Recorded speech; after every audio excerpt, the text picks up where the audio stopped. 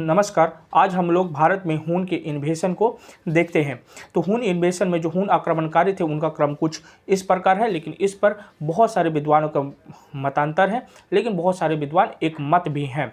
तो सबसे पहले जो हून आक्रमणकारी होते हैं वो तुंजीना होते हैं। तुंजीना के बाद जो दूसरे आक्रमणकारी होते हैं वो तोरमान होते हैं। तोरमान के बाद मिहिर कुल, मिहिर कुल के बाद प्रभरसेन, प्रभरसेन के बाद जो गोकर्ण, गोकर्ण के बाद खिलखिला, खिलखिला के बाद यशोधवर्मन, यशोधवर्मन के बाद उनके जो लखन आते हैं।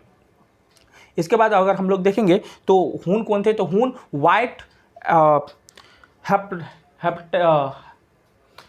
हेप्टेलाइट थे, ट्राइब थे, वाइट हेप्टेलाइट ट्राइब थे, सेंट्रल एशिया के, जो बैक्टीरिया से अपना राज शुरुआत करते हैं।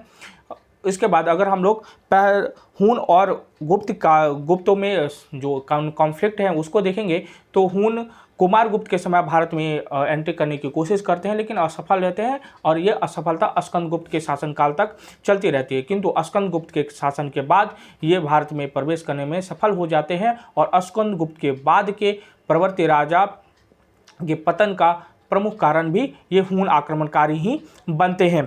पहले जो हून जो आक्रमणकारी हैं तोरमान, उनके बारे में ये कहा जाता है कि ये बहुत ही कम समय में पाटलिपुत्र तक अपना साम्राज्य विस्तार कर लेते हैं, लेकिन जैसी व्यवस्था थी वैसी व्यवस्था बनाए रखते हैं। ये मतलब जो नॉवेल्स थे और जो फेडरल्स थे उसको उसी प्रकार बरकरार रखते हैं। इसके बाद ये कोई भी प्रशासन में कोई फेरबदल नहीं करते हैं। ये कहा जाता है जो काव्यमल जो टेक्स्ट है 8वीं शताब्दी का, उसमें यह कहा जाता है कि जो तोरमान थे वो जैनिज्म को अपना लेते हैं।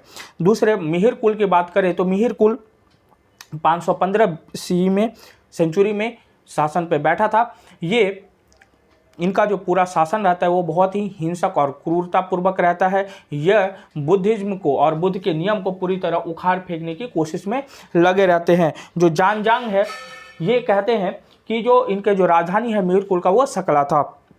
मिहिर कुल के अगर क्रुएल्टी की बात करें तो ये कश्मीर और गंधार में इनका शासन था, पूरे कश्मीर और गंधार पे, और वहाँ से वो बुद्धिज्म को हटाना चाहते थे, जबकि ब्राह्मण्स को ग्रांट देते थे।